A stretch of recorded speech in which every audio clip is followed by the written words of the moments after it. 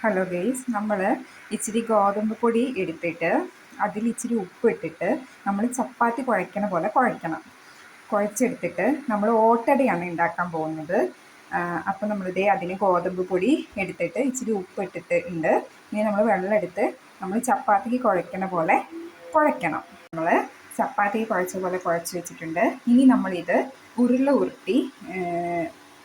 ഉരുട്ടണം. ചപ്പാത്തിക്ക് നമ്മൾ പരത്തില്ലേ, അതിനു വേണ്ടി ഉരുള ഉരുട്ടില്ലേ, അതുപോലെ ഉരുള ഉരുട്ടണം. ഉരുള ഉരുട്ടി വെച്ചിട്ടുണ്ട്.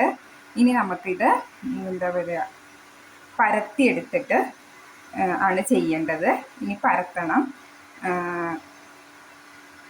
പരത്തിയിട്ട് നമ്മൾ അതിലേക്ക് തേങ്ങയും എന്താ പറയുക ശർക്കരയും കൂട്ടി കലർത്തിയിട്ട് അതിലേക്ക് വെച്ച് കൊടുത്തിട്ട് ചുട്ടെടുക്കുകയാണ് ചെയ്യേണ്ടത്.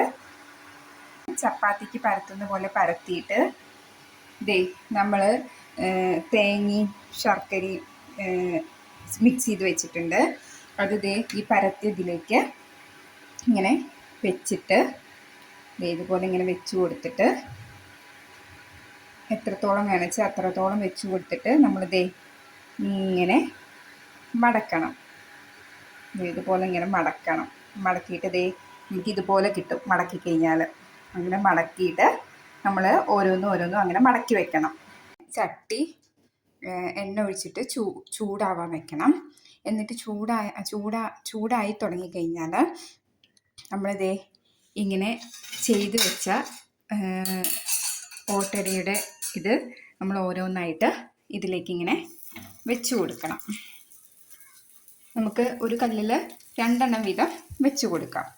എന്നിട്ട് വെച്ച് കൊടുത്തിട്ട് അതിങ്ങനെ ആവുമ്പോൾ നമ്മളൊരു സൈഡിലേക്ക് മറിച്ചിടണം. നമ്മളിങ്ങനെ മറിച്ചിട്ട് കൊടുത്ത് ഇതിങ്ങനെ ഇങ്ങനെ മറിച്ചിട്ട് കൊടുക്കണം.